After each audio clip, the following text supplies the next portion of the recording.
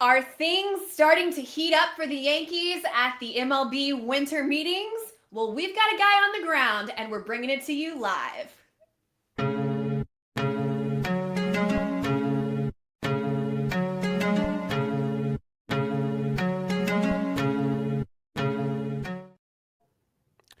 Good morning, everybody, and welcome back to another episode of Yanks Morning Brew. I'm your guy, the Ace Avenue, over here with the lovely Grace Monroe. How you doing today, Grace? I'm doing great. I'm thinking that we're going to get some news today. I have a good feeling. How are Fi- you? Fingers crossed. I'm doing great. A little bit cold over here in Virginia. We were talking about how cold it is over there in Texas and VA, but you know who's probably not cold? My guy Heck, who's over there in Florida at the Right. winter meetings. He's our guy at the ground, as you guys can see. Hector had to step away for a quick second, but he will be joining us live from Florida. And we appreciate him for being down there, and we appreciate all you guys for joining us. Jonathan, thank you for popping in. Hayden, thanks for popping in. Nosebleed section is in the building. What's That was going easy. on?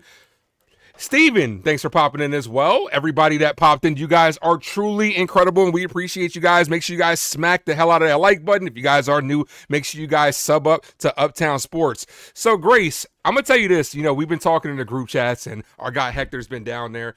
To me personally, I think this has been one of the more quiet winter meetings that we've seen. Mm-hmm. At least, you know, like we're hearing a lot of talks, a lot of chatter. You know, this could be happening, not just for the New York Yankees either, by the way, kind of for everybody. No moves have really been made during this winter meeting time. And we're definitely hoping things heat up. Is that just me, or are you getting that kind of aspect as well? No, definitely. And I did hear Joel Sherman say yesterday on his podcast that he thinks that the Kyle Schwarber cog is what needs to move in order to kind of start the ball rolling Hmm. for the rest of the moves or the dominoes falling, whatever idiom you want to use there.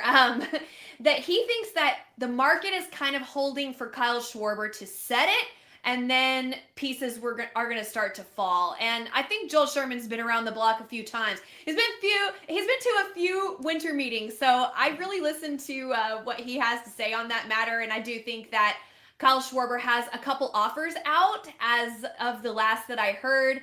He had an offer out from the Mets and the Pirates, both for a 4-year deal.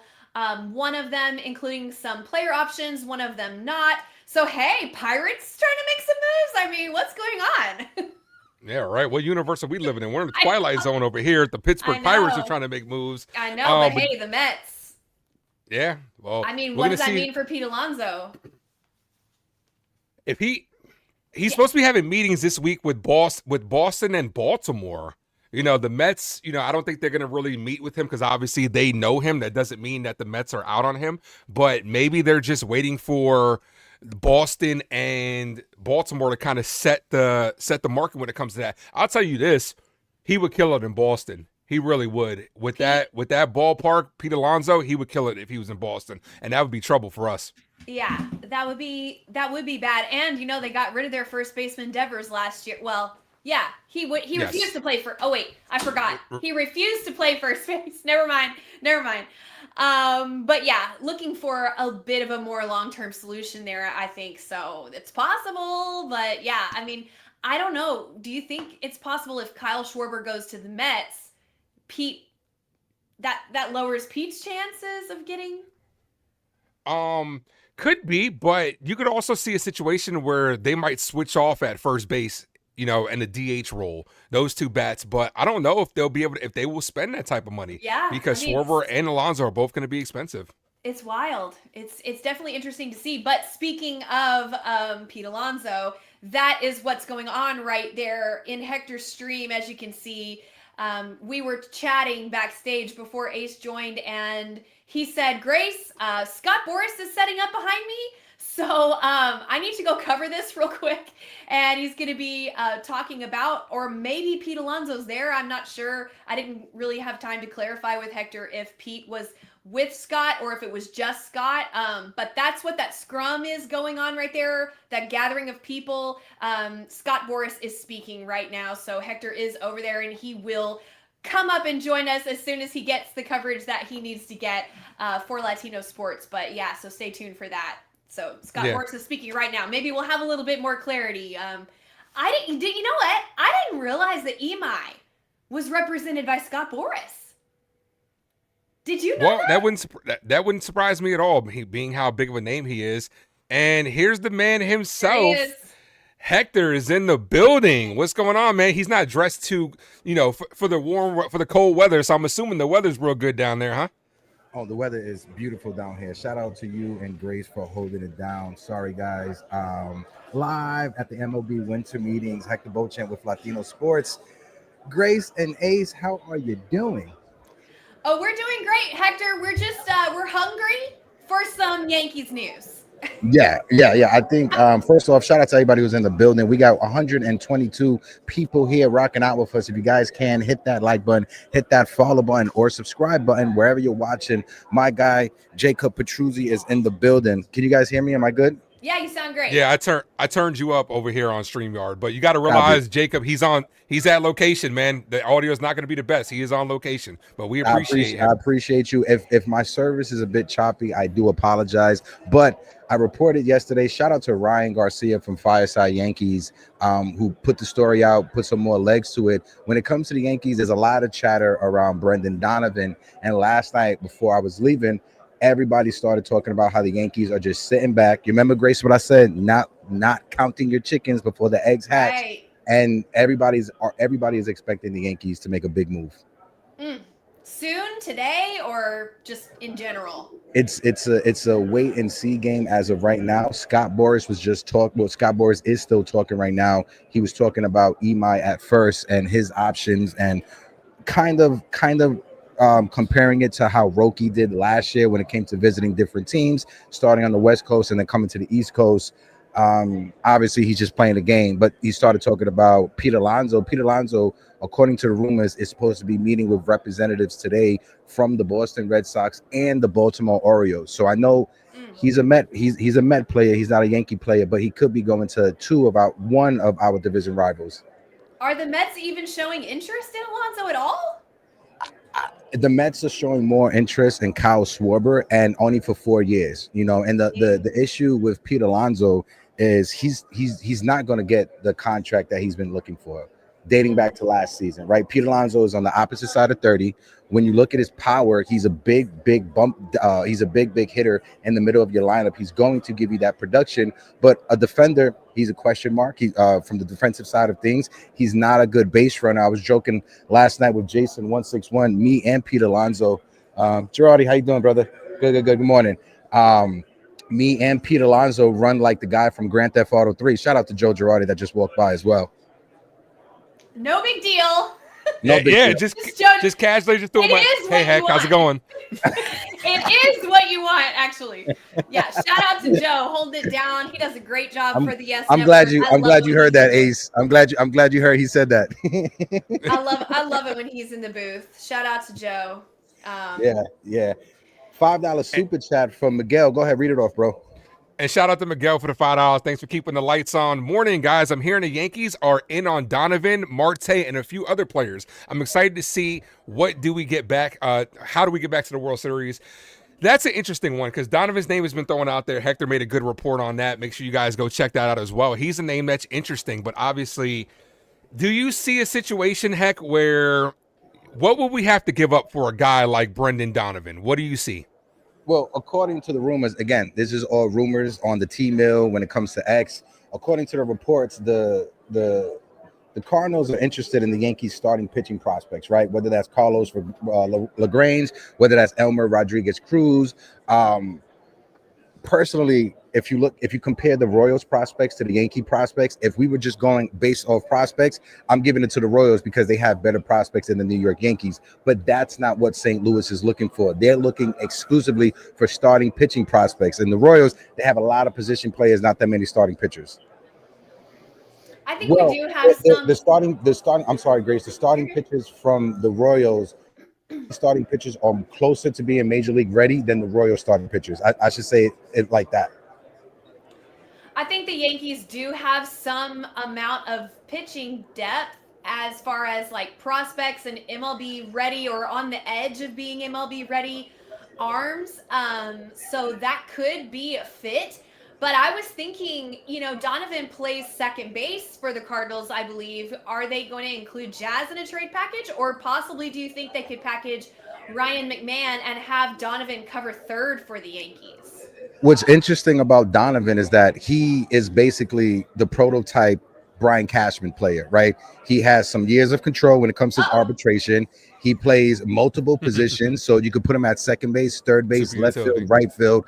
I told Jason, it's kind of like when the Yankees first brought in DJ LeMahieu. When they brought in DJ LeMahieu, they didn't bring him in just to stick him at one position. They were going to move him around and rotate him around from second, third to first base. He just happened to fall into the lap of being a second baseman with the New York Yankees. So if the Yankees were to bring in Donovan, they may try to flip Ryan McMahon's contract, but they may do a platoon situation where if you have to give Jazz Chisholm some time off, you could play him at second, you could play him at third base. If the Yankees do not retain Cody Bellinger, you could slide him into left field to see what happens. I do think if we acquire another left-handed bat, we got to package a left-handed bat, and we got to trade a lefty for a lefty because, like I was texting y'all the other day. I guess I didn't say this on our show, but I was texting y'all the other day. I am very concerned about the left-handed heaviness of our lineup before Anthony Volpe. Before Anthony Volpe returns, which they're thinking is possibly May. Could be June. Our lineup is potentially all lefties minus Aaron Judge and Giancarlo Stanton. So we have a problem here, guys, which I was glad to hear Brian Cashman mention that. And I do realize Oswaldo Cabrera and Jason Dominguez are technically switch hitters, but we know that the Yankees mostly utilize them from the left-hand side of the plate. So that's why I'm basically counting them as lefties. But with that presumption, we only have two right-handed bats in the everyday lineup. So we need some more righties. I know they've been in contact with Ahmed Rosario. I don't think there's a lot of urgency there coming from the Yankees. And when we talk about adding a right-handed bat, and then we hear rumors about Brendan Donovan, I'm like, yo, we need a righty. That's the thing. I don't want to get Ace thoughts on it. If the Yankees were to bring in Donovan, I think that they're trying to flip McMahon. Like that's the logical sense, especially going off of what Cashman said during his conversation with the MLB Network about wanting to get more right-handed bats in the lineup. So you cannot bring in Donovan and not move off of one of the lefties we have in the lineup, whether that's Ryan McMahon, whether that's Grace's favorite Yankee of all time, Austin Wells. We don't know. Oh, I thought you were going to Jason Dominguez route. I was getting the sound effect ready. We talked about that. If you got breaking news and you heard Brendan Donovan for Jason Dominguez, Grace, how would you feel about that? No, I would be very sad. I know Brendan Donovan's really good, but that would make me sad. The thing is, it's not just going to be Donovan. According to the rumors, it's Donovan and JoJo Romero. We know Brian Cashman, he doesn't like just to trade for one player. If he could get two players back in return in a trade, that's something that he's going to try to do. Jacob, he does play second, but he could play third as well, left field, right field. The reason he's been mostly a second baseman with St. Louis is because they've had Nolan Arenado at third base for the past few seasons.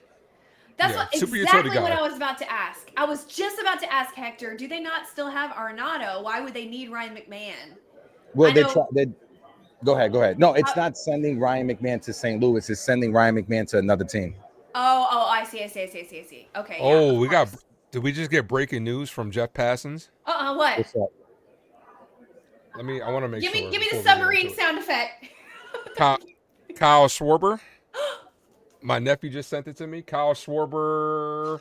Yep. According to Jeff Passan, Kyle Schwarber and the Phillies are finalizing a 5-year, $150 million contract. Sources tell ESPN the NL MVP runner-up, one of the best home run hitters and clubhouse leaders in baseball, is returning to the Phillies.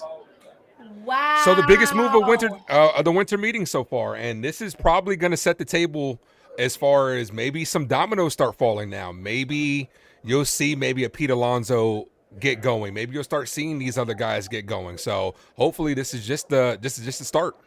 But I great think news. I think this is good for Pete Alonso. Seeing Kyle Schwarber get a 5-year deal, Pete Alonso can try to push and get a 5-year deal. Because if Kyle Schwarber was only getting a 4-year deal from the Pirates or from the Mets or whoever, they definitely would have tried to add some more dollars to it. If you get what I'm saying. So this is a $30 million AAV for a Yep. DH.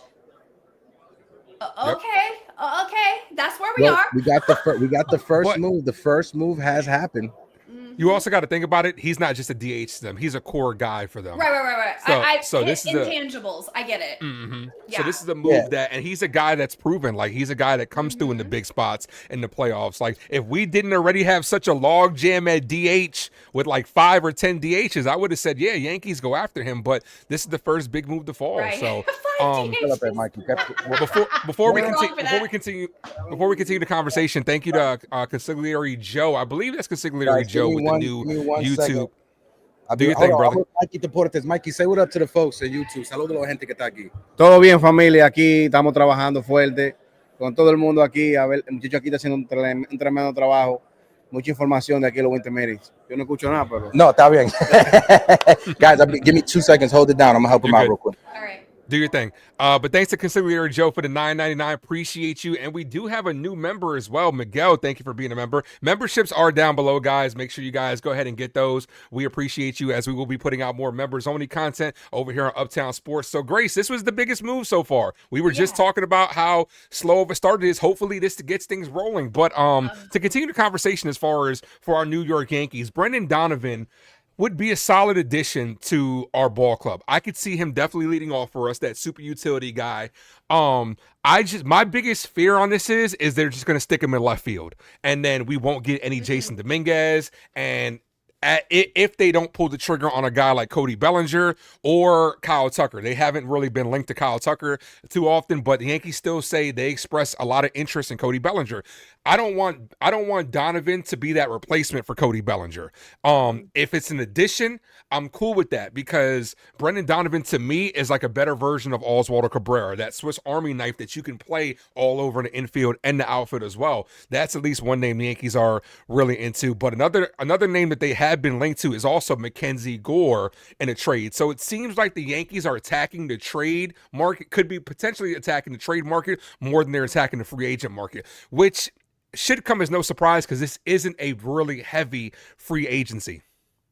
I do think they'll sign. I personally do think they'll sign one big free agent, but not probably multiple. So I do think they are fleshing out the trade market, trying to figure out what pieces can we add without signing big money, and what pieces do we need to allocate the big money for. And I think that ideally what they would do is sign Cody Bellinger as the big piece free agent, and then supplement with all the other moves virtually, not all the other moves, but most of the other moves being through trade acquisitions. And then I could see them. Hey Ace, did you hear that they were interested in Brad Keller? Have you heard that? Yes, that Brad. So Here comes Heck. he's Yeah, a free Brad. agent, but not going to cost anywhere near in the ballpark of a Cody Bellinger, right? So I could see them making like a smaller free agent move like that, possibly, or adding some pieces here or there, shorter term deals, club option deals, that kind of thing. But I do think maybe one big move. It's kind of what the offseason's feeling like to me. Like, I don't see them getting Cody and Imai, you know. Jacob is going crazy right now. I think we have. Heck, can you deny or confirm? Wait. Edwin. Hold on. Wait. Will Salmon. I've never heard of. Huh? I think this is a joke. Will Salmon. Max Goodman just retweeted it. Max Goodman is the beat writer for the New York Mets. He was with the Yankees last year. He's a beat writer for the New York Mets. If he's put it out there, if he's retweeting it, I think it's true. Yeah, Edwin Diaz is official. Edwin Diaz is going to the LA Dodgers. Oh my God, sorry. I was talking about what Sunil said. That was a joke. Oh, Edwin Diaz to the Dodgers. Wow. That's another big domino. So, hey, maybe we're good luck over here on Uptown Sports. Nothing was going on, and then my guy no Hector comes kidding. over here, and we got some breaking news, ladies and As soon as gentlemen. we go live, we got the breaking news, breaking news, breaking news. Yes, indeed. Edwin Diaz to the Dodgers. Wow. Well, we kind of saw the writing on the wall when they signed your boy. Yeah. Sorry, Devin Williams. When he came out the other day and said the teams that I spoke to was only about being a closer. And so we were like, what? That means that I guess we can assume the Mets are going to utilize him in the closer role, not the setup role like the Yankees were using him last year. So the writing was on the wall there that Diaz was probably going to go somewhere else. Am I right, Ace? Yeah, you're right. And I'm going to tell you this, from the posts of the Met fans from listening, they're not going to be happy with this one because they like the Devin Williams move if it was with bringing back Edwin Diaz, not a piece. What happened? No, it's just the Edwin Diaz. All right, so Edwin Diaz going to the Dodgers. The Pete Alonso's coming back to the Mets. Pete Alonso's coming back to the Mets. You think? That's what's gonna happen. The Mets can't lose both Edwin Diaz and Pete Alonso. If they lose both Edwin Diaz and Pete Alonso, whoo, Met fans will be upset, especially if they didn't bring back a Schwarber on top of that, because that's what a lot of Met fans were wanting as well. So this is shaking up right now. I'm gonna need you guys to hold it down, do the talking. I gotta record something for Latino Sports off of my phone. Cool. Do your thing. I'm right here. So Grace, I'm sitting here, getting a little bit jealous. I'm kind of like that meme of the stick figure poking at something. Like, come on, Brian Cashman, do something. That's me right now. Like, come on, you got to do something. It's like everybody's getting shiny new toys or bringing back something, and I want something to have. Yeah. I was just gonna say real quick before we moved on from the Mets. I was gonna say, don't forget they traded away Brandon Nimmo also. Yep. So they lost Diaz, they lost Nimmo, they. Probably, I think Hector's right. Probably they'll try to keep Alonso, but we'll see because David Stearns has been pretty clear about probably not wanting to give a lot of money to Pete Alonso in the past. So we'll see. We'll see what happens. He's a fan favorite out there. I like to see the move, like what we were talking about, Schwarber staying at the Phillies. Alonso staying at the Mets. Those kinds of moves are good for baseball. I like to see that. Owners investing and reinvesting in their guys. Hector looks like he froze. Oh no, he's good. No. With Max Goodman too, the tweet that he said Edwin Diaz isn't coming back to the Mets. That's such a troll, bro. So we do have Future backstage. So we're gonna go ahead and bring on Future, our third guest, man. What's going? Let's see. Hold on. Future, what's going on, man? How you doing? You're muted. Back to the Mets. That's such. Hi. Why are you whispering? Is this ASMR? I can't hear anything, by the way. Send me down. I can't hear. Can you hear us? I'm chilling. Send me down. I'll be right back. Oh, okay. All right. Got you. Oh, so, Lord. We're having a little technical Hector, difficulty. I think he's doing something with the for Latino Sports. Sorry, I'm so confused. But yeah, it's action-packed stuff going on right now, and I'm excited to be on here. Definitely. Jeff Passan just reported the same thing. Edwin Diaz to the Dodgers, so congratulations to them. It's a move that solidifies their back end because that's what they kind of needed last year because Tanner Scott did not do what they thought he was going to do. So you go out there and you get a piece. At this, it's the rich getting richer. Now, if the Dodgers go out there and let's say they land themselves a Kyle Tucker, they're definitely going to be the favorites to go back to back. And our New York Yankees are going to have to make some moves. Like we were talking about it earlier with, Mackenzie Gore being linked to the Yankees. Look, we have a great rotation, no doubt, a great starting rotation when healthy. But you can't sell me personally on another lefty and Mackenzie Gore when you got Imai that's out there. What do you think about that, Grace?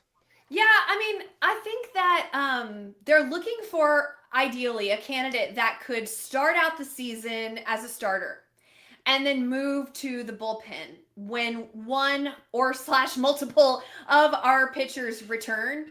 And when I was reading last night about Mackenzie Gore or Brad Keller, those are the two arms that most recently have been linked to the Yankees. I was thinking that Keller fits that bill more just because he has been a starter, he has been a reliever. He had a really nice bounce back year last year and could possibly build off that at least for the first part of the season coming up. And that's really what we need. We need a bridge guy to kind of bridge us over to our kind of core rotation when Schmidt returns, when Rodon returns, when Cole returns. I mean, we have a lot of really, really great pitching that's going to be returning, midway through the summer. So Keller could be the ideal candidate to pitch start as a starter and then move to the reliever role. Yarborough also could be a candidate to do that kind of thing. So it's hard to find somebody that fits that specificity, but I do think Keller would be a good option. Mackenzie Gore, I heard that the price tag the Nationals are asking is just astronomical. So it's my All right, Future, you good to go? I'm good to go. We're live. We're here. Hey, Future, hold it down. I'm editing a video on my phone. Go ahead. I got you, buddy. That's why I'm here. I heard that you had stuff to do, and I had to come in. I'm shocked. I'm shocked. Edwin is a Dodger. I'm gonna be honest with you. I'm only shocked that it happened now, and not that it happened a little later into the winter meetings. But I kind of saw it happening. Once I saw Devin Williams go to the Mets, I was kind of looking on the fact that Edwin Diaz was not returning. I just knew for a fact Edwin was not going back to the Mets. Mm-hmm. And I just knew he wasn't going to be a Yankee because of, Hal and Cashman don't want to spend money on relievers. So, But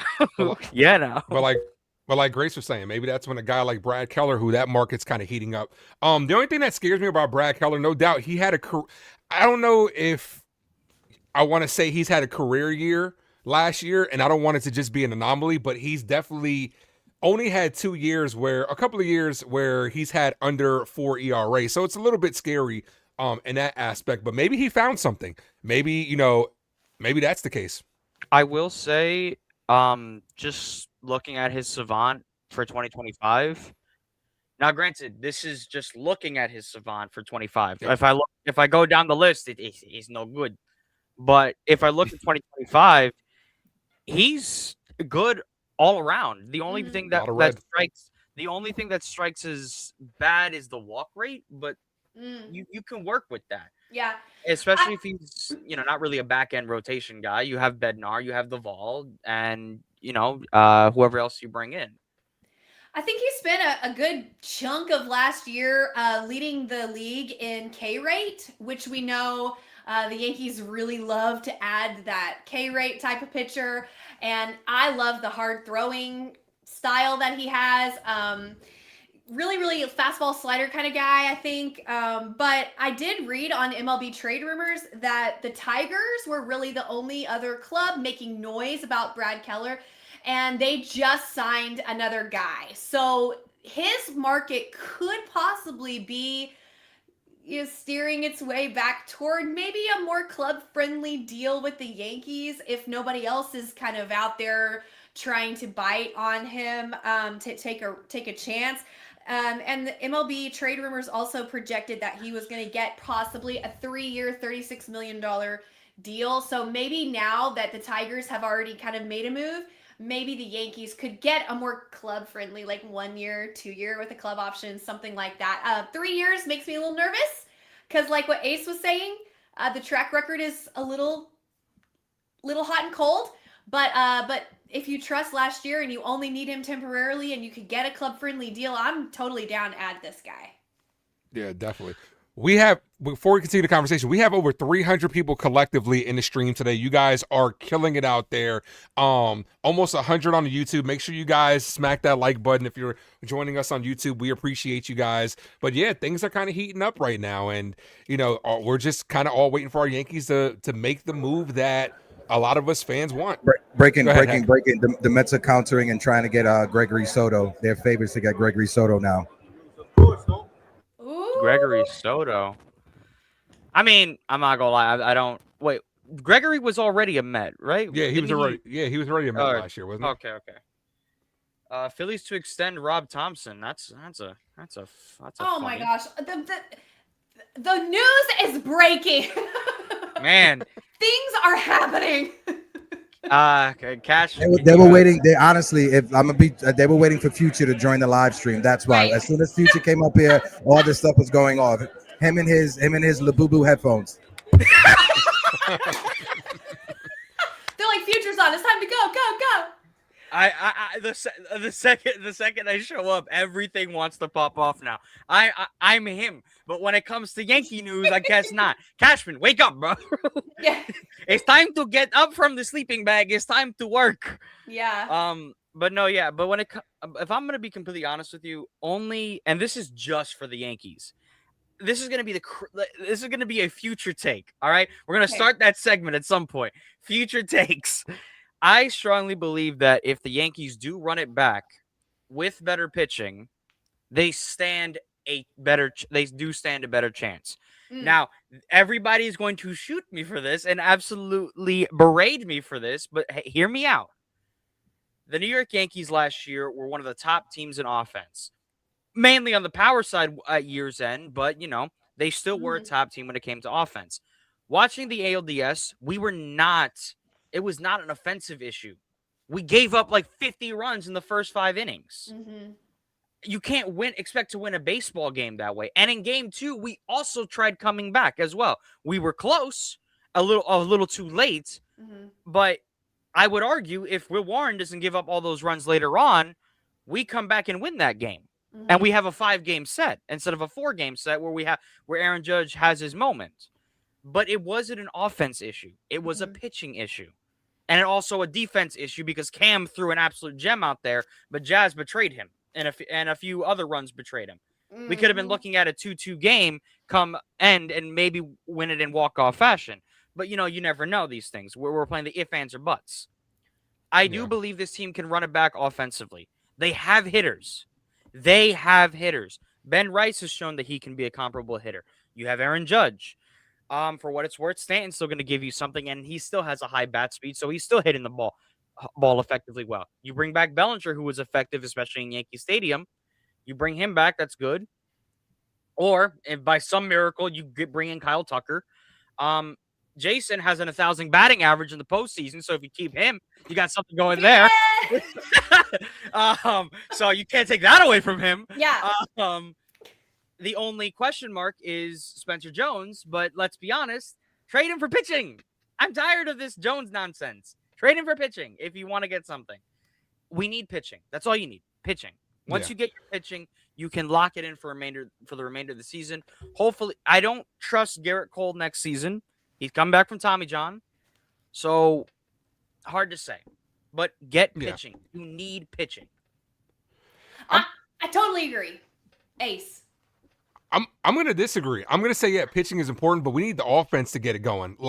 Because yes, I agree with what you were saying as far as Will Warren, right? But you also have to realize in that game in particular, if the game is closer, they might throw other relievers out there, and maybe we don't even get back into that game. I just want to go out there and get yourself a star to put aside Aaron Judge, which he hasn't had since Juan Soto. I need them to finally give Aaron Judge his Robin, a guy that's going to be here for 5+ years. Let's just say this, for the rest of Aaron Judge's career. Is that a Kyle Tucker? Is that a Cody Bellinger? Personally, I started off the all season. I'm like, okay, Cody Bellinger's priority number 1. But if there's a gap in the years and Bellinger and Bellinger's department and Scott Boras and them want 6-7 years, I would rather you just go ahead and go after a guy like Kyle Tucker.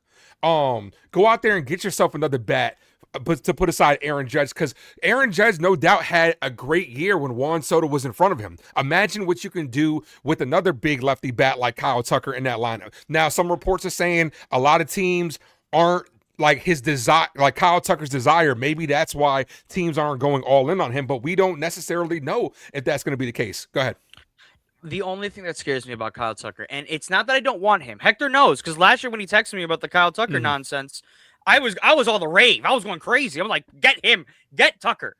I want Kyle Tucker on the New York Yankees. However, and this is a point that Hector brought up a few days ago, can you trust him in left field? Can he play left field? I think so. Because he's not playing right field, at least not for a little bit. So in retrospect, getting Kyle Tucker is still the good idea because he's going to be in right field anyways by the time Judge is a full-time DH.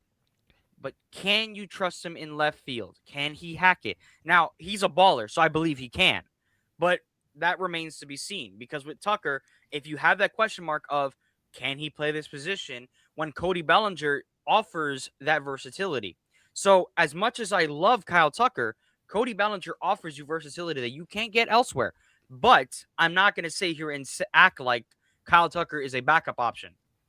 But this offseason has shown that he is the backup option. Oh, absolutely. Because if Kyle Tucker was the desired one, why is he not signing right now?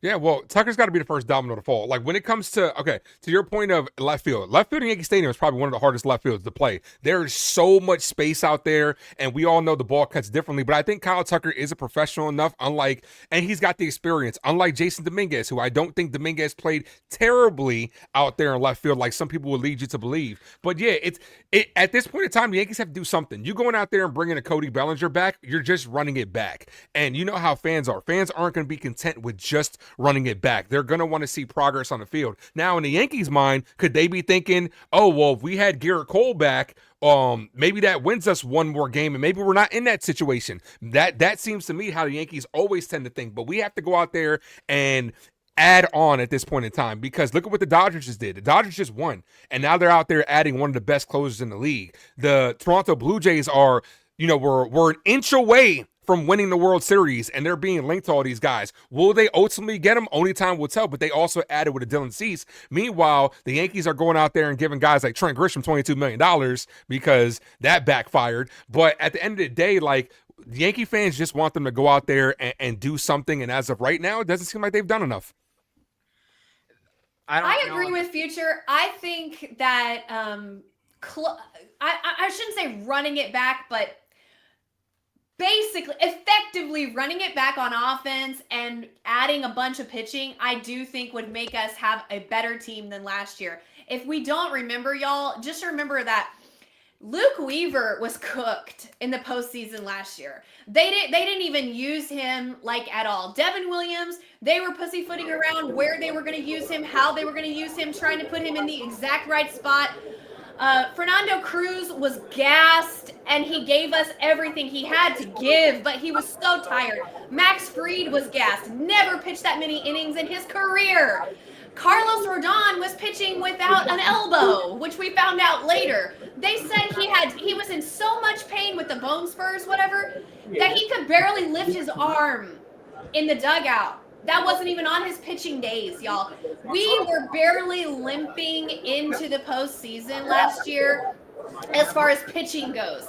And we had the same record as the Toronto Blue Jays at the end of the day. Now, they owned us in the postseason. I got to say, I have to call a spade and be fair. However, we didn't have a starter that could get us through 4 innings. Not 4 innings. Until Schlittler did. And so, hold on. Let's have to break the news. Hold on, real quick. Sorry, I got comments because I got the transcript from Scott Boris's presser right now. So, according to Scott Boras, he indicated that the market for Cody Bellinger includes the Yankees, the Mets, the Dodgers, the Giants, the Blue Jays, the Angels, and the Reds. Also, the Phillies.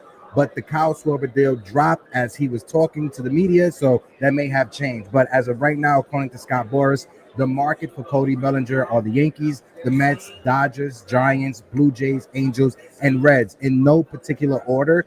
If Kyle Schwarber got a 5-year deal from the Phillies, Scott Boras is pushing hard for the 6-7-year deal for Cody Bellinger. It's a game of cat and mouse with the Yankees when it comes to Cody Bellinger. I'm sorry, Grace. Go ahead. you're good. Heck, is there any rumblings on Imai? Because Chris Kirchner posted saying Scott Boras said there's no city visits planned yet for Imai. Said they have to narrow the interest first. Yeah, it's just like he said when it came to Imai at first. When I first came up, he said when it comes to Imai, just go off of like what happened with Roki Sasaki. After the Winter Meetings last year, he started making trips to different places on the West Coast, and that's what it's going to be when it comes to Imai. Just keep the date of January 2nd in the back of your head, because that's the time that Imai has up until to decide which team he's going to play with in the big leagues. I take everything Scott Boras says there with a grain of salt, just because we're still early in the offseason, and he wants to create scarcity and competition. And so, like we know as Yankees fans, the Yankees are in every agent's name. Every agent has the Yankees name in their mouth because it tends to drive up the price. People try to compete with the Yankees and they know the Yankees have money. So just by him saying like, oh, the Mets and the Dodgers and the Angels and like, oh, okay, all right. Well, just because they called you one time, you know what I mean? Like, I don't know. The Angels and Reds, give me a break. Cody Bellinger's not going to the Angels and Reds. Come on. But when it comes to the Angels are gearing up to offer somebody a massive contract, whether that's Murakami, whether that's a starting pitcher, Framber Valdez. The Angels are going to try to offer somebody a big time deal. They should fix their facilities before they start offering contracts. I'm just saying, and no shot at the Angels. No shot at the Angels, but I mean, they had their opportunity to offer a big contract to a star player. Oh, they had Ohtani and they're wasting Mike Trout. So they can't even get their facilities in order. You can't even have AC in the training room. Why would anybody want to sign there? If they do, it's because they're a masochist. But I'm not. Who am I to judge? Bro, the Rendon situation, I cannot. And if Cody goes to the Angels, I will have an identity crisis that I never knew him at all. Like, just admit that you just want money and you never want to be competitive in baseball again. Like, you never need another ring. You don't give a shit about. Well, the thing is, Cody has a ring. Cody has what he wants. If he just and he's already. The thing is with Cody, I wouldn't call it a traitor thing, because Cody finally got the opportunity to play for the team that his dad played on. Yeah, he didn't win with us, but he got a postseason run. He finally got to play in the Bronx. He loved it here, but. Let's look at the reality. This isn't like a Juan Soto situation. This is like he got what he wanted. Now he just wants to, live the rest of his life and have the money. I disagree. I think Cody Bellinger is a ball player and he loves the game. Baseball runs through his veins. I think he is addicted to the ballpark and the sound of it and the feel of it. And I would be shocked if he went to the Angels, because it wouldn't be a traitor move. It would be like a waving the white flag, giving up, and just going out there to live out the rest of your days like Mike Trout. I don't think that's who Cody Bellinger is, and if it is, then I'm wrong about him. I wouldn't, if Cody Bellinger was to sign with another team this offseason, I wouldn't blame Cody Bellinger more than the Yankees front office. I would blame more the Yankees front office and not Cody Bellinger.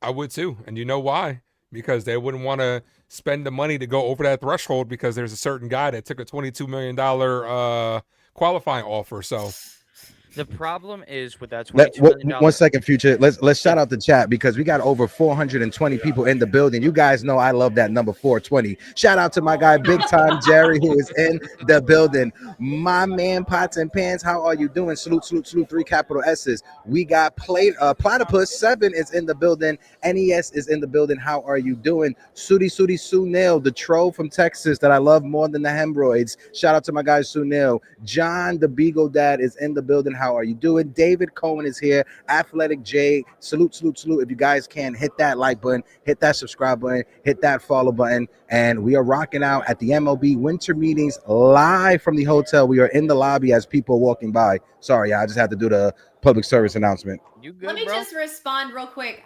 When Hector is at a member of the media like he is right now with media credentials and stuff, he can't show favoritism to a specific team. So that's why he's not wearing Yankee stuff. He's in his professional. He's got his Puerto Rico reppin' on his hat. I can though. Which is cool. Yeah, we can. I can. Hector I has can. to be an impartial member of the media right now. So.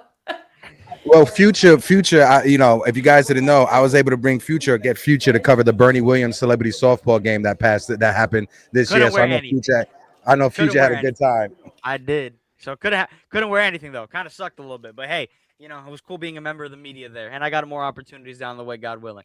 However, back to Trent Grisham, the deal should. I'm sorry, but this has been at the back front of my mind, and it pisses me off.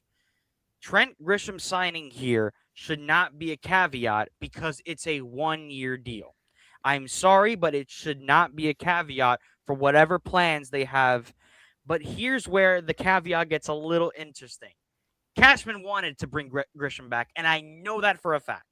It wasn't him. It wasn't a pivot plan. It was Plan A, and I know it was Plan A because if Cody Bellinger comes back, there will be no more bats signing besides maybe Ahmed Rosario. So I tell you right now, Grisham was Plan A.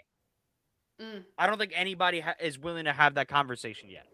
We got the numbers for Edwin Diaz. Shout out to Jacob Petruzzi who texted it to me. But Jeff Passan, Mr. Passon put it out there. Closer Edwin Diaz deal with the LA Dodgers. It's for 3 years and 69 mil. Sources tell ESPN. The Dodgers, who were targeting bullpen help this winter, they got the best closer on the market, setting a new AAV record for relievers. So like my guy Ace said, like he said, the Dodgers are winning and still adding to their roster. Yeah, is any of that money deferred at all? Because the people want to know. Because it seems like the Dodgers put their players on layaway over here on a firm. Klarna. As of right now, Klarna is crazy. Klarna is crazy. As of right now, no, nothing has been confirmed when it comes to if there's any money that's being deferred. I just want to insert real quick that Devin Williams, in contrast to Edwin Diaz, signed a 3-year, $51 million contract, which gives him a $17 million AAV as opposed to Diaz with a $69 million 3-year contract, which gives him a $23 million AAV. So basically, Devin Williams was on clearance. He was gonna be on. The fact that he got the money he got after the year he had, I'm shocked. There you go. Look, y'all, Scott Boras right there. What is this, man? What is this money? Hi, Scott. He can't hear you. Can he see me? Hi, Scott. Yo, Scott. Scott, baby. Put Cody on the phone real quick. I got something to say. Right? But we are live here in the lobby of the MLB Winter Meetings. We are at the Bonnet Creek Hotel, the WB. It's fancy here. It's too rich for my blood.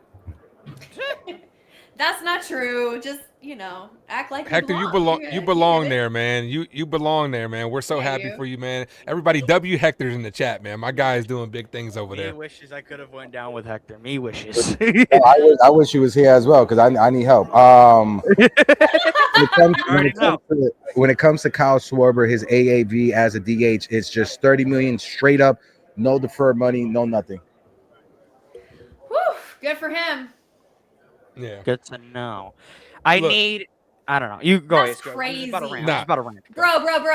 Imagine being so good at hitting the ball that all you have to do is hit. You don't have to field. You don't have to play defense. Nothing. Just walk up to the plate 3-4 times a game. Swing the bat. 30 million a year. It's crazy. At least he's not a Red Sox. That's true. Amen. At least he's not a Red Sox. Let's put the bridges down for Schwarber. At least he's not a Red Sox. I actually kind of wanted him to return to Philly. It just felt right. Yeah. Yeah, Philly's gonna be happy with that because remember him in the home run derby, y'all. Remember what happened in the home run derby? How exciting it was. It was awesome. With the swing off. I think we all could agree it's a bad day to be a Met fan right now. Because Schwarber returning back to Philly, Diaz going, it's a bad day to be a Metropolitan. So. Poor Mets. We're over here dunking on them, and they're going to sign Belly. We're going to be devastated again. So. Yeah. The thing is, go ahead. No, go ahead. I was going to say that, when it comes to Cody, I'm going to be mad. Because I just love Cody. I just love him as a baller. Mm-hmm. But at the same time, it's like, can Jason finally get his chance to prove himself? Mm-hmm. That is true. Because Jason can hit. I'm sorry. I'm sick and tired of people saying he can't. He can hit. He can. Jason can hit. Fielding, yeah, it's going to be a little bit of growing pains. But, Jason can hit. He has shown he can hit. He's a proven commodity and can hit. Regardless, and also he can hit in the postseason. I'm gonna push that narrative until he doesn't. But Jason needs his chance. So if Cody doesn't come back, come on, let's give Jay a real shot. Yeah. Fireside Yankees just posted via Chris Kirsten, reposted it. Scott Boras said that during their conversations this offseason, he doesn't seem to think the Yankees will be limiting payroll. Do you know what I just thought? You know, last show we brought up Dominguez winter ball numbers and how concerning they were. What if that's from the right side? What if he was working heavily on the right side. I was watching, and Really? I was watching games with my brother. We were watching Dominguez play, Okay. and it was the hits that he got were good hits, hard hit balls. The defensive side looked better. Okay. Again, I say better, not good. Yeah. So he looked fine. He was working. The reason why it looks bad is because he was working on things. The winter ball experience was to work on his right-handed swing, not his left-handed swing. Right. It was right-handed. So I want to stress this enough to shoot down anybody who's saying anything about Dominguez winter ball stats. He was working on things because I saw him hit right-handed more than I see him hit left-handed. And he was facing righties and lefties right-handed. I want to emphasize that. This is so important. You're right, Future. We need to be making sure everybody knows this. Future, I got a question to ask you. Did Fishman's Zelle or PayPal cleared before you said that message? No, no, not at all. Not at all. I can the check is in the mail. I can show you my transactions. I swear. I'm innocent. I swear. This is my own opinion. I swear. Oh my God. Yeah, but on the flip side to that, if it is predominantly right-handed, it's still, dude, you're not having good numbers from the right side at all. But he didn't have going against those type any. of guys. No, but he didn't have consistent right-handed at-bats last season at all. Y'all know. Especially in the second half of the year, they hardly ever let him even appear from the right side of the plate. Oh, I just got a text message from my mom's. The Met fan in my life. She said, "Are you fucking kidding me?" Yikes. Mega yikes. Oh my god. Dude. Sorry, Grace. Go ahead. Sorry, go ahead. No, that's it. I don't know. Dodgers. So, like Grace was saying, the Mets kind of have to bring back Alonso at this point. If they don't, Met fans are going to riot. They're going to be pissed. They won't. I'm going to be completely honest with you. I don't see them doing it either, but They I'm won't. not a Mets fan. I don't keep like a beat on the feel of the franchise, but just from an outsider's point of view, I don't think they're going to do it. They barely did it last year, the last second. You know? It's a hard one. I'll tell you that much. Just want to let you guys know as well. Ace brought it up. Later on tonight at 8 p.m., we're having another YouTube live, a live stream here on Uptown Sports TV. I'm going to have the guest Ryan Garcia from Fireside Yankees. And on top of it, I got my guy Al Cintron from WFAN and Evan Roberts from WFAN will be joining as well later on tonight. So it's going to be a good conversation. If you guys want some Met fans crashing out, and Evan Roberts and Al Cintron, and of course my guy Future will be there in the building behind the ones and twos. Awesome. You already know. Yeah, y'all, if you're new here, please hit the like, hit the subscribe. Hector is coming to us on location from the MLB Winter Meetings. He keeps us involved in all of the comings and goings happening out there while he's rubbing elbows. So definitely hit the like and subscribe for us, please, if you're here and you love the New York Yankees. That's right. You listen to the Uptown Sports Meredith Monroe. Meredith Monroe. Oh my God, that's the biggest compliment ever.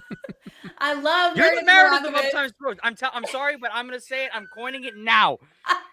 Oh my God, that's such an honor. Y'all, last year when I was at the winter meetings with Hector, we were looking for Meredith, weren't we, Heck? We were looking for Meredith. I wanted to meet her so bad, but I never found her. She was very, very busy, of course, with all the Juan Soto nests that was happening last year and everything and doing the hot stove. I never got to see her, but I would love to meet her someday. We did see Jack Curry, though, and I got to meet Brian Hoke as well. Jealous. I met Jack Curry, too. He's such a gem of a human. Great guy. Humble. Everything you think about Jack Curry, it's true. He's the best. He knows my name. Yeah. I need to meet him at some point. Yeah. Future's gotta meet Jack. I got to. I has to. Yeah, No, you but will. He's super nice. no, yeah, it's when it comes down to it, it's really just this. I'm shocked. It took what? This is like day two, the technical day two of the winter meetings, or day three? Well, where are we at now? Day 2, 3, Hector? I don't know. You tell me. This third because it technically started Sunday night, So but okay, not the so full day. This is like the second full day though. Second full day. so day two. So full day two, and it's what can I? It's already popping off. I mean, I'm gonna be honest with you. I don't see Imai signing in the winter meetings. I see him signing after. Cody, I don't think he signs until the last day. And if the Yankees, here's what I'll put: if Cody is going to retain, continue being a Yankee, if it's within the winter meetings, he will sign tomorrow with the Yankees. If it's elsewhere, he will sign the last day. Of Put the a pin. winter meetings? If it happens in the winter meetings, he Oh. will sign the last day. If he signs with the Yankees, it'll be tomorrow. You know what, guys? I don't think we're close with Cody Bellinger. I only say that because when Boris mentions 5 teams or whatever, however many teams he entered, it mentioned 5 or 6 teams. That to me says the market is just starting to materialize for Cody, and they have not like narrowed it down yet. Like, you know what I mean? Oh, just these 3 teams are still interested in him.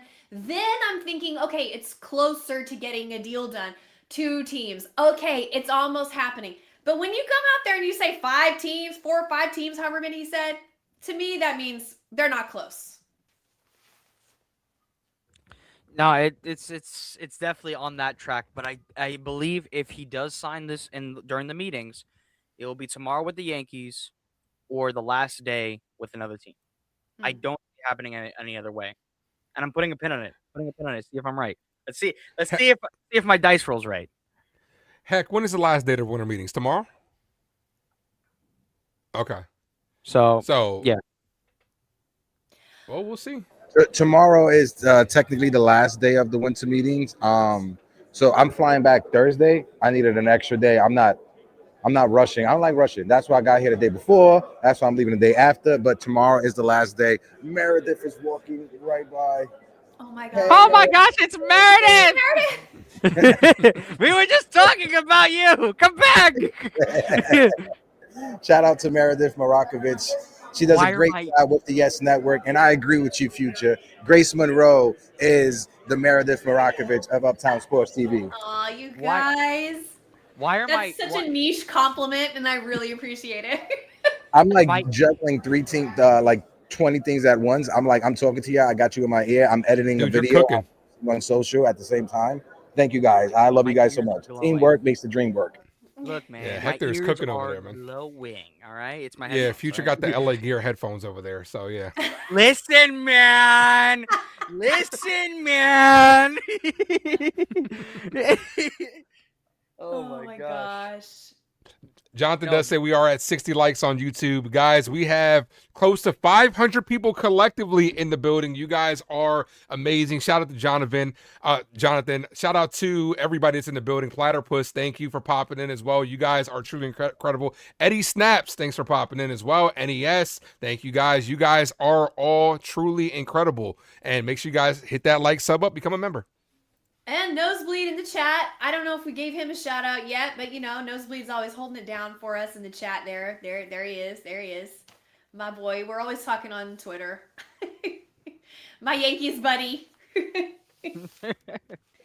He's like asking me about Ketel Marte. Like, do you think that the Yankees have any interest in Marte? And you guys, I want to bring this up. I haven't heard anything from the Yankees side having interest in him. But I did hear a rumor that Ketel wants nothing to do with us. No, I heard he said that he would waive his no trade to go to the Yankees. Even though the Yankees are on his list of places he doesn't want to go, he changed his mind. I don't know if that's true. I'm out here spreading gossip. Where would he play, though? Where would Ketel play, though? As much as I would love Ketel, where does he play, though? I can would dream that be all a situation they flip Jazz? That would be the only situation, but I don't see them flipping Jazz. I do think that teams are asking about Jazz. That's just They're a asking. feeling. No, they're asking. But I Mhm. don't think that the Yankees flip him. Well, he's on the last year of his deal. They're not going to extend him. It wouldn't. Listen, I love Jazz. Y'all know I love Jazz, and I think he's great. You petty heck. I just wanted to be petty. I just wanted to be Nah. petty. I just wanted to be petty. I just wanted to be petty. Drinking the Met fan tears. I just wanted to be petty for a second. Alice, shout out to Allison Strong, Anthony Gallo, and my guy Pete Kennedy. They're going off in the group chat we have.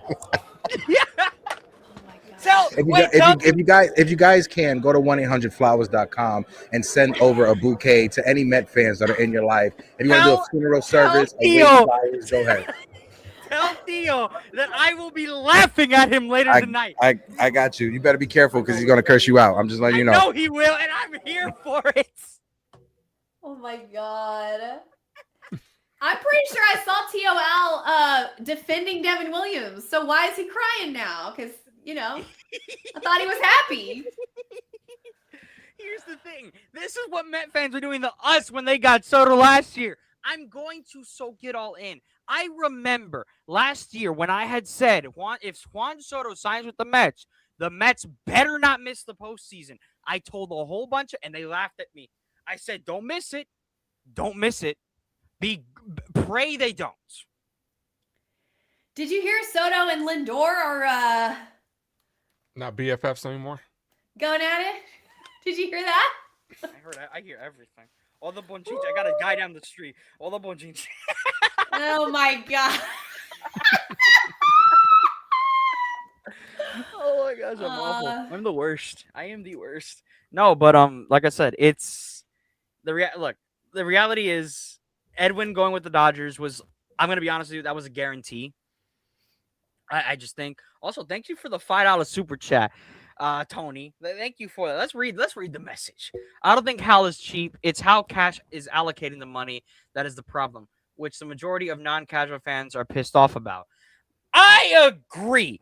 However, it's just a bunch of bad contracts that we have already on the books that have tormented how this Yankee roster can be constructed. But the thing is, it couldn't have happened at a worse time because now all the big-time free agents are gone. They're all gone. That's the reality. Wait, say that last part again. Sorry, I was looking at Twitter. Say that. Repeat that last part. All of the big-time free agents that we have grown to want are gone because the Yankees were so poor allocating their money that a lot of their bad contracts probably hindered them on what they were allowed to spend. Oh, so you're not talking about just this year. I get what you're saying. Yeah. I thought you were talking about just this year. Okay, I got what you're saying. Yeah. Just structure contracts better. Look at what the Dodgers are doing, deferring a bunch of money. Like, we don't have to defer every single contract, but look at Giancarlo Stanton's contract and how it gets, lower as it, Well, we didn't really give him that contract. I know, but I'm saying use that as an inspiration to get a little bit more creative with why aren't we doing stuff like that? Why aren't we thinking outside the box in order to make our team better now and figure it out in a structured way to where it's amicable for all parties? Like, I don't understand. I think it really comes down to no one thought that everybody hold it down. I can't hear you guys. I gotta walk away. They're doing the World Baseball Classic thing. I'm gonna walk away so I get photos and videos. Ace or Grace, shoot me a text message or Future if anything happening. Like if anybody walks by or starts fucking with my stuff, shoot me a text message. I got you. Also, everyone in the chat can be able to see that too, so everybody can call it out. So here's my big thing. Everybody. Damn it! I forgot what I was gonna say. Something relating to somebody take over. I can't think. Okay, we were talking about structuring contracts in a. There we go. I got it. Yeah. I got it. Okay. So what the Dodgers are doing wasn't a normal thing because right. No, I didn't think anybody would be willing to take deferred money. Mm-hmm. Because how many deferred contracts have you heard of before Ohtani? So, like, the last 10 years, how many deferred contracts do you think there were? I don't know the number, but I can guarantee you can name it up. I guarantee you you can count them up with your fingers, the amount of people that actually took big deferred contracts. There wasn't many. Mm-hmm. I mean, you're right, but now it's time to adapt. Adapt or die. That's a business saying. And you're competing now with the Los Angeles Dodgers, who have shown repeatedly that they are willing to do what they need to do to extend their roster, to make it better, to shore it up, to get more pitching, to get more whatever they need. If they have to defer, they don't care. They'll do it. Guess what? We're trying to compete with them. We need to play in that sandbox, or else we're going to get left behind. You know, and they're not the only team that are newly offering deferred or restructured contracts. I mean, when I say restructured contracts, what I mean is like different years in AAV. Like this year you're getting this much, next year you're getting this much, and the year after that you're getting this much. And you know what I'm saying? Like just being more creative with the financials. More teams are showing that they're willing to do that. Why aren't the Yankees doing that? By the way, new member, Dev Finch. Yeah, Bobby Bonilla. That's the one I thought of. Yeah. Welcome to the Uptown Sports family. Welcome. Yeah. But no, yeah, you're right. But the thing is, it's hard to do deferred contracts because even though they may seem beneficial on the now, once you get to the point where you have to start paying that cash, you're gonna be out of luck. You're gonna be shits out of luck. It's not gonna be the greatest thing ever. And then on top of that, we don't know what's gonna. Then on top of that, we don't know what's gonna happen with the CBA after this year. You know, we don't know what the guidelines and stuff are gonna be. But it's just about this. Winning brings in Hal wants to act like a businessman, which he is. Mm-hmm. Winning is very profitable. Look at what the Dodgers did. Back-to-back champions, and they're adding on. That's the mindset that the Yankees have to have. Like you were talking about future, the allocation of resources. The Yankees either need to, because we haven't allocated those resources properly, we have to overspend at this point. It's either you're going to overspend or you're going to bring in somebody that knows how to allocate the resources properly, because we have had a lot of bad contracts out there, but it's just about doing what you have to do to win. Honestly, you want to be a businessman, going out there and getting a guy like Imai is good for business. You're bringing in a whole new demographic of the Japanese dollars if you bring in a player like that. I just think it's a good business move. Bring in the yen. I'm all for bringing the yen. But no, yeah, you're right. But there's also the reality that we don't really know what Hal wants anymore. Because the thing is, he has said before, and publicly said, he wants nothing to do with running the Yankees. But now, is that narrative changed? And is he now trying to do things a little differently from the way his father was doing? Because let us not forget that when his father did get involved, even though he spent big, we didn't win anything.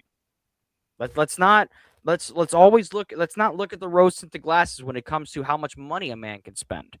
Because every time when they got big contracts, they wouldn't really win. It was when they had their core four and they got their required players to win.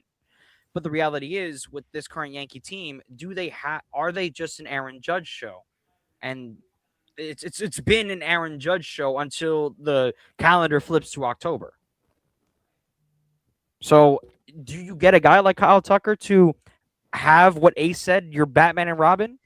I think what Ace said about having the Batman and Robin, it was Juan Soto.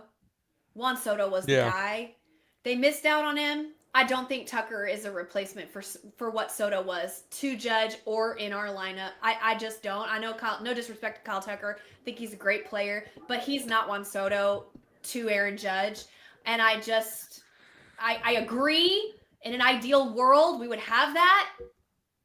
I don't know where it is. You know, I think they missed it with Juan Soto. Juan Soto was that guy.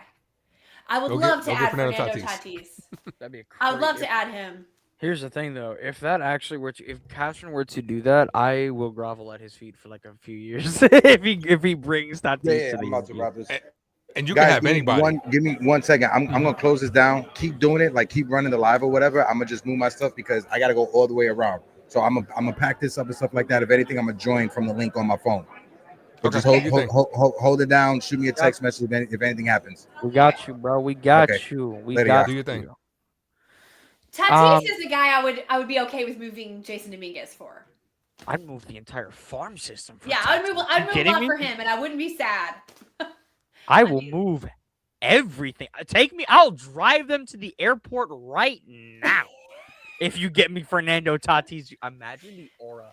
Oh my just God, I can't. oozing off of that man. I know. If he were to Yeah, be It'd be a so Yankee. exciting. I would be so excited. I would be so energized for next year. Did you guys see the clip of him? I forget where he was playing, but he had the Yankee jersey on. Yes. And he was taking batting practice, and he That was taking was- at bats. It was in the Dominican, right?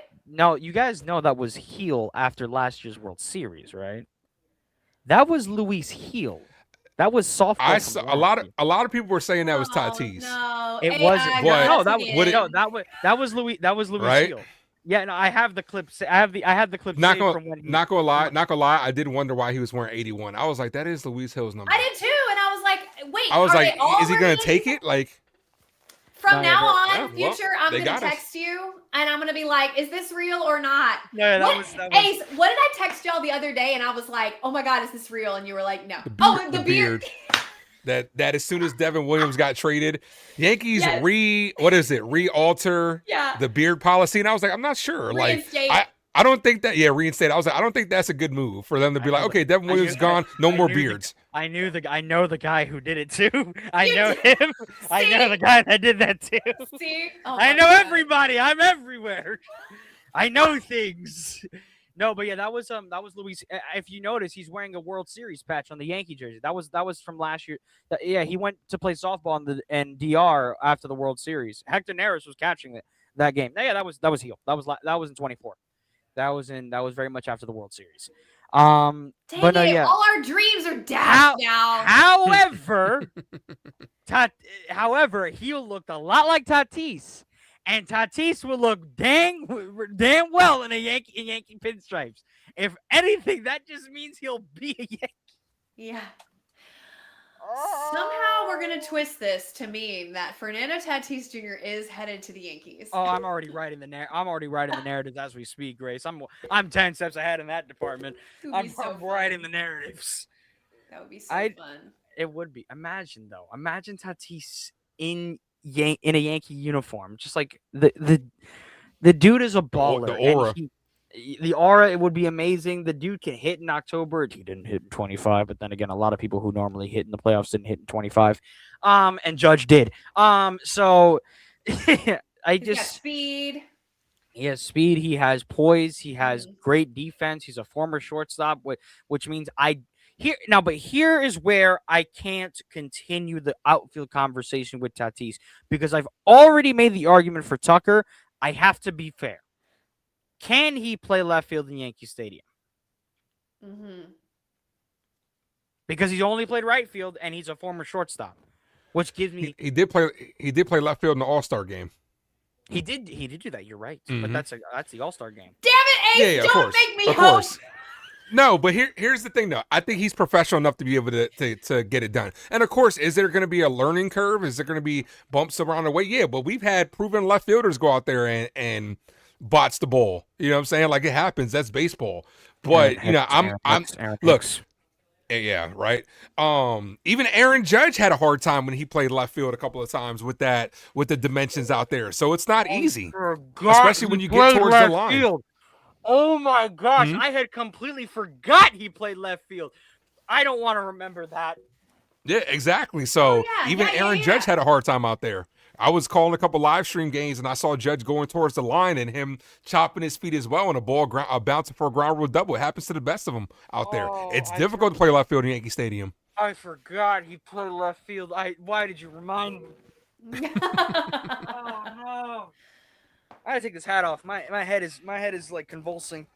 I gotta find my postseason hat. Anywho, hi guys. My hair's all over the place today. I'm really yeah, against moving Aaron Judge out of right field. He needs to be. Oh no, in I'm right against it field. too. That Mhm. yeah, like I mean, it felt awkward Mhm. that year with Soto was there and Judge was in center Mhm. field and Mhm. right there by the judge's chambers, everything. But yeah, he just belongs in right field. Before we continue the conversation, we have 560 people collectively in here. You guys are amazing. For those that just tuned in, our guy Hector is over there at the winter meetings. He's our boots on the ground over there. He will be joining us shortly, but we got Future and the lovely Grace Monroe. We're just having a good conversation about the Yankees. Feel free to ask us any questions you guys want, and we'll talk about it. I'm gonna be complete. I think we should open it up for questions because I'm running entirely out of ideas when it comes to it. Because now that the Edwin Diaz discourse is just amongst Yankee fans, Met fans, and Kyle Schwarber did exactly what everybody expected him to do. I don't know. I mean, it's the Yankee organization. It makes me bang my head in a few times because I have the discourse of others, but then I also have my dad and my brother who are the more not casual, not lighthearted, but rational fans who don't read into everything. Now, granted, it's when we have our discourse, now that I have a little more, not real inside knowledge, but, now that we have Hector there, so I get some sort of inside knowledge. My discourse with them is a little more on the technical side now. What's going on with Bichette? Probably going to Boston. Hayden's asked us a couple times. Yeah, Bo Bichette might be in the building there pretty soon, talking to them. But over there with Boston, it's interesting, right? Because every year we kind of do hear the same thing. Boston's going to be on this player. They're going to be on this player. They were in on Juan Soto, apparently. But then nothing ever happens of that. But, are they going to be aggressive with the Pete Alonso or with bringing back Bregman, trying to bring in Bichette? I don't know. But every year Boston tries to be competitive with it, and they just never end up signing the people because they end up being too cheap. But the latest on Bichette is he could be having meetings with Boston pretty soon. They've already had a Zoom meeting and everything, and it went well apparently. So we shall see. The thing is and I'm gonna stop everybody's love for Bo Bichette to the Yankees right now. Anybody who screams defense should not be in on Bo Bichette. That dude has bricks for hands and is not a good shortstop. Would I trust him at second base? Yes. Would I trust him at short? I guarantee you after a week, you're going to be begging for Volpe to come back. And that's not a world I want to live in. Got him. Well, we saw how Volpe was defensively last year, so. Volpe will make you wish for 2025 Volpe. Oh, no. Volpe's catching strays. He's just trying to heal up, man. He's had surgery, bro. Played hurt for us. My brother ran into Anthony Volpe while in downtown Manhattan. I have the picture. I'll show you guys. I have the picture. He ran into Volpe with, I guess oh, by the way, that girl that was at the Rodon Foundation, that is his girlfriend, because that was the same girl that was with him while my brother ran into him. Same girl, by the way. My brother confirmed it. I told you, I got people everywhere. I know things. Oh, Lord. Future's getting messy now. Talk about the girlfriend. Okay, hold on. No, but aside from that, the reality is Volpe has the tools to be a good player. Yeah. And I'm sorry to give the strays to him, but the reality is Bo Bichette, his defense will make you beg for 2025 pre-shoulder surgery Anthony Volpe. I kid you not. His defense is no good. His bat will make up for it, but his defense will cost you games. I told y'all a couple shows ago, I have a tinfoil hat theory about Anthony Volpe. And I have not heard anybody else say this. And I'm out here on the limb by my damn self. But I have to say that I have still a flicker, a glimmer of hope for Anthony Volpe. Now, I have to admit, up to now, it's been trash, okay? But I still believe that there is a chance, so you're telling me there's a chance, that Anthony Volpe, after his surgery, will have some time to do a lot of studying. He's going to have some reps at AAA for his rehab, or AA, for his rehab assignment, which we all know he did not have a lot of AAA coming up before. Still got options. He's going to get his swing. This is my hopeful scenario. He'll get his swing right down there in the minors. He will be feeling himself again, come back up with positivity, confidence, a new arm, and in the opportunity to save the shortstop position. And he will light the world on fire. He can have this power bat and a little bit more contact, good defense. That's all we need from him. Hit 260 with some pop. That's all we need from him. Good, solid defense. Hit 260 with some pop. That's all we need from Anthony Volpe. Can it be done? It is possible. It can be, and the beautiful thing about his new bionic arm is that after this specific shoulder surgery, the arm does get stronger. It just naturally does. Damn it, future! Don't give me hope. I'm not giving you hope. I'm giving you facts. Your hope is not my facts. But the shoulder does improve. However, the ability of him is an entirely different thing. Here's the problem with Anthony Volpe. He has the tools. He's not washed, like Justin just said, because he was never good. You can't be washed if you were never good. Sorry, but that's just how that works. However, he can improve a lot defensively. Offensively, he needs to get into a proper rhythm. He's never Right. Right. That's his issue. We've all been crying. Send him down. We've been saying this for a year and a half. Guess what? He's about to be sent down. Yes, technically it's a rehab assignment. However, he will be down in the minors again. This is what we've all been screaming for. It could work.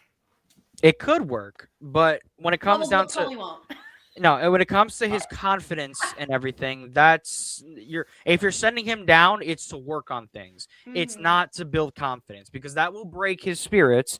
You can sit here and be like, "Oh, like who cares? Like we're done with him." A ball player's spirits being broken will ultimately destroy whether or not they will continue to be a ball player. You can sit here and say that you don't care, but he's still a human being. Let's not act like he's some robot that's supposed to perform. These are human beings. I can't stress this enough. Like I said, this is a perfect opportunity for him to have a stint in the minors without having his ego bruised. Technically, it's a rehab assignment. Yes. If anything, this injury that should have been handled mid-season last year is the perfect opportunity to rebuild Anthony Volpe, and maybe, just maybe, he turns into the shortstop we need him to be. I believe in Santa Claus. It's Christmas season. I hear you guys. Here he comes. But I'm gonna tell you this, Grace. Last year I gave Volpe every chance to succeed. I'm off the Volpe train. I'm off the Volpe hype. Look, it's just basically how the Yankees have treated him at the end of the day, like how they've spoiled him and how they've given him this big leash. I'm personally not letting Anthony Volpe or anybody on the infield, like even a Ryan McMahon and stuff like that, stop me from making upgrades to the position. If there are better shortstops out there, go out there and get a better shortstop. But we know the Yankees are just holding that position. They're not even going out there and really attacking the shortstop market. They're cool with Caballero and Oswaldo Cabrera until Anthony Volpe gets back. They're going to give him every opportunity to fail. Unlike Jason Dominguez. If Dominguez was afforded the same opportunity as Anthony Volpe, I would be like, okay, this is just how the Yankees operate, how we do things. But it seemed like Volpe had such a longer leash than everybody else, and especially when it comes to youngsters. Are they going to do the same thing with Spencer Jones? Are they going to give Spencer Jones the Volpe treatment or the Jason Dominguez treatment? It's hard to tell with the Yankees because they're too inconsistent. But, the Yankees will go out there and upgrade, bring in a veteran in this short Aaron Judge window, except for at shortstop, because they got their boy Volpe. We've seen the reports on how Brian Cashman and how salivate over Anthony Volpe. But ultimately, I'm not letting him stop me from making upgrades if a better option is available. Like if George Lombard Jr. comes up and he kills it, I'm not going to sit here and be like, okay, nah, we don't need George because we got Volpe. Like that's at least my train of thought when it comes to it. I agree. If an opportunity presents itself to make the team better, I don't care what position it is. I'm down for that. I'm not going to put all my eggs in the Anthony Volpe basket. I'm just saying, since we're stuck with him, because we know we are, this is the situation. I do have a glimmer of hope to offer everybody watching this stream right now, and that's the best that I can do, because I'm coping. This is copium, okay? This is copium. You're here for the copium for Anthony Volpe. I got you. There it is. Yeah. All right, let me switch topics real quick here. I want to ask you guys, from this point on, what would the Yankees have to do this offseason for you guys to give it an A offseason? Future, we'll start with you, then we'll go to Grace. There isn't anything that they can do to make it an A. The A plus were to be bring Tucker, bring Bellin, bring both of them, sign Edwin Diaz, and sign Imai. That's an A offseason. Because this offseason with the people who are out there doesn't give me an A attitude. Last year we had that opportunity. Because if you were able to bring Max Fried and Juan Soto last year, that's an A. This year, there's no chance to get an A. Sheesh. Okay. I would say good opinion. I would say that you'd have to sign Cody Bellinger. You'd have to at this point, right? Assume we've already signed Trent Grisham and Tim Hill, right? That's the two moves we've gotten so far, correct? Am I missing any? Official Yarbrough. Okay. Coming back is so good. I do like Yarbrough. We have to add a starter and maybe three more arms for me. Whether it's another starter or reliever, I don't know. We gotta add three more arms and belly, and I need a right-handed bat for me to have an A. Mm-hmm. Look at A Soccer gifting subs. How wonderful. Yeah, man. It's the holiday season, man. It's the holiday season's givings. I'm not gonna be the Grinch the Mets are kind of getting right now. So yeah, it's the holiday season. We got to be very generous.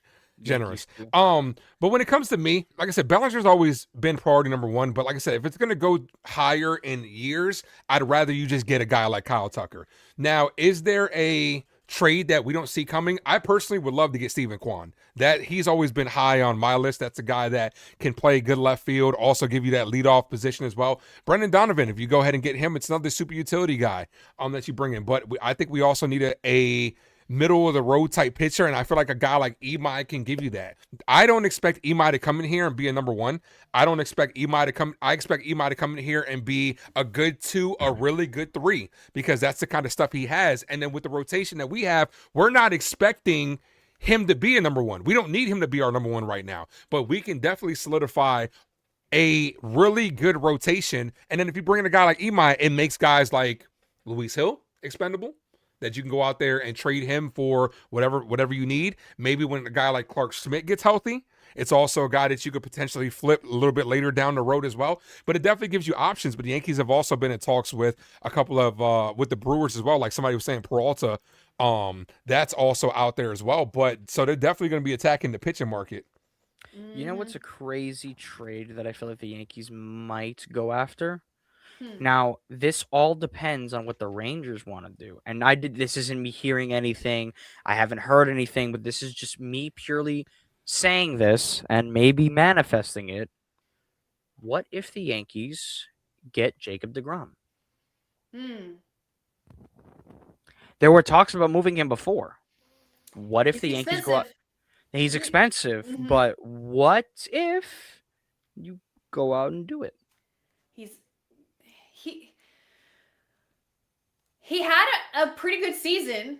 A healthy season. It's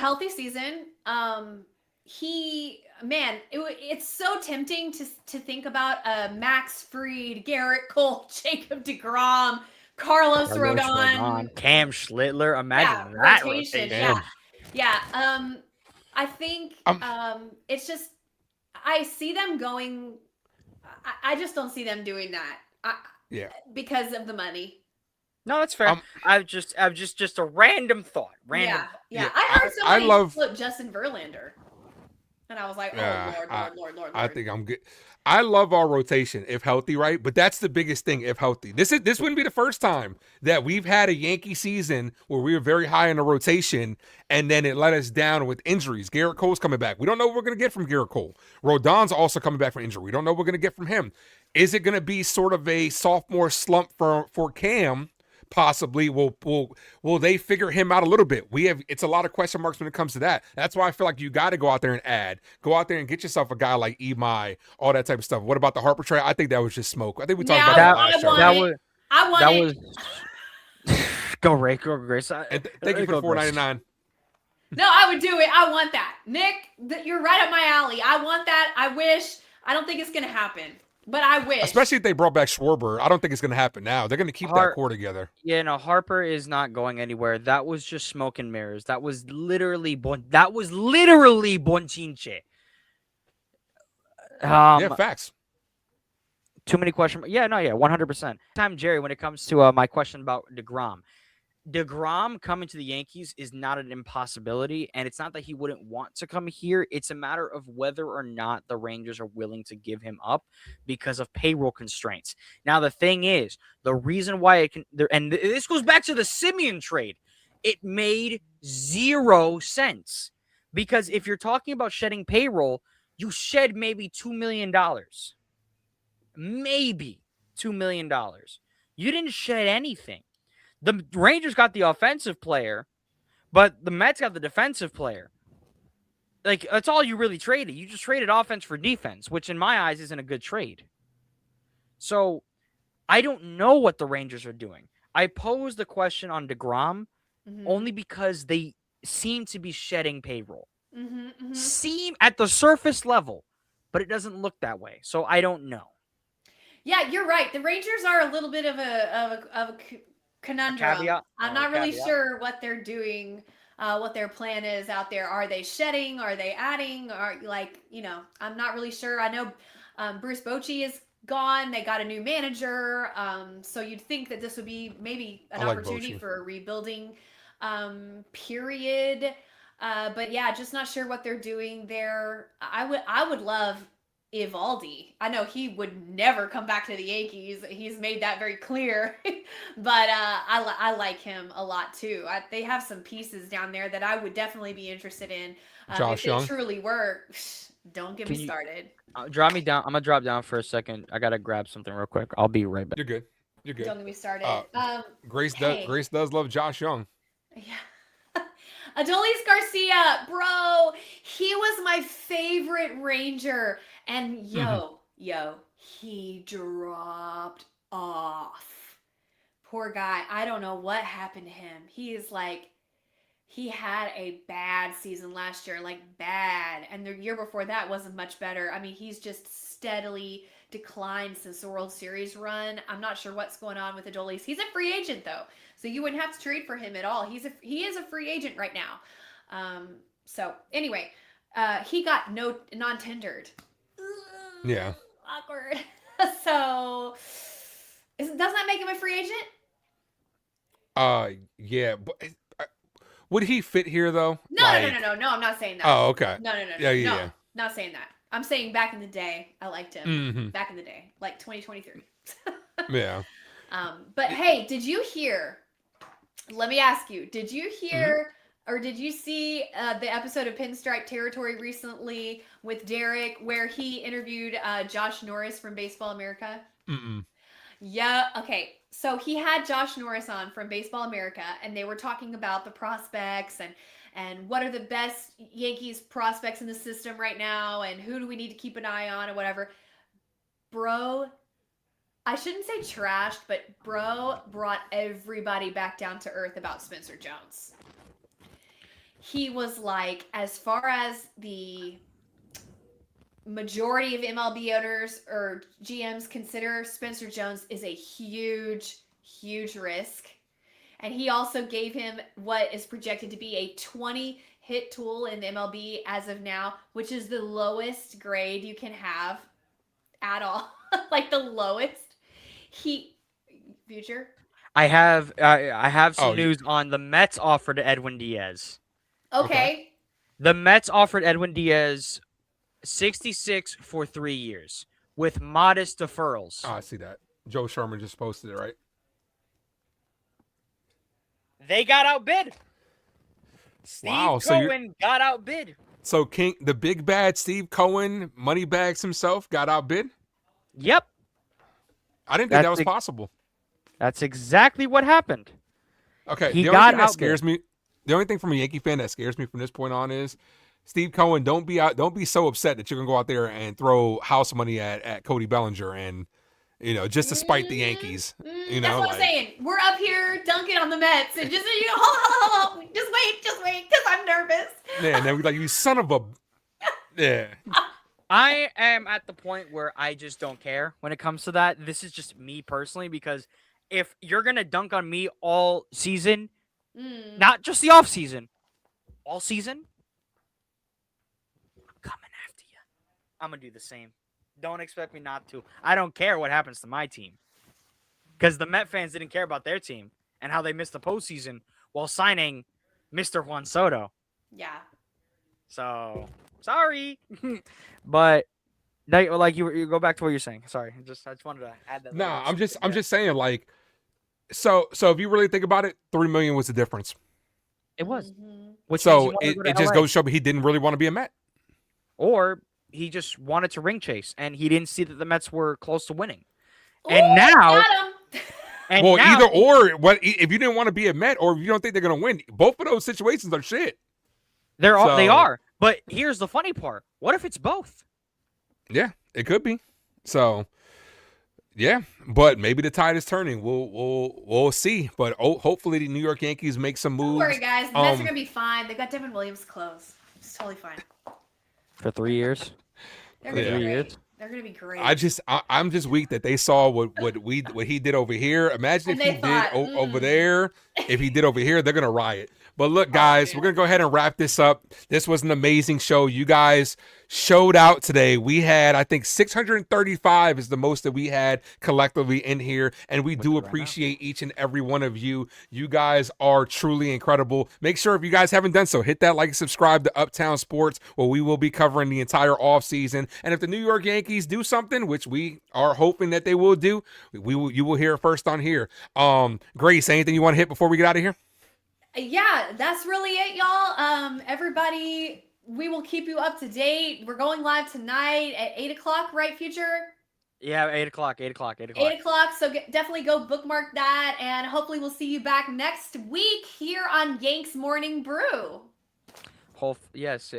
Hopefully next show we have something to talk about in the positive, because my goodness, I'm sick and tired of all the negative Yankee talk. Thank you all so much for joining.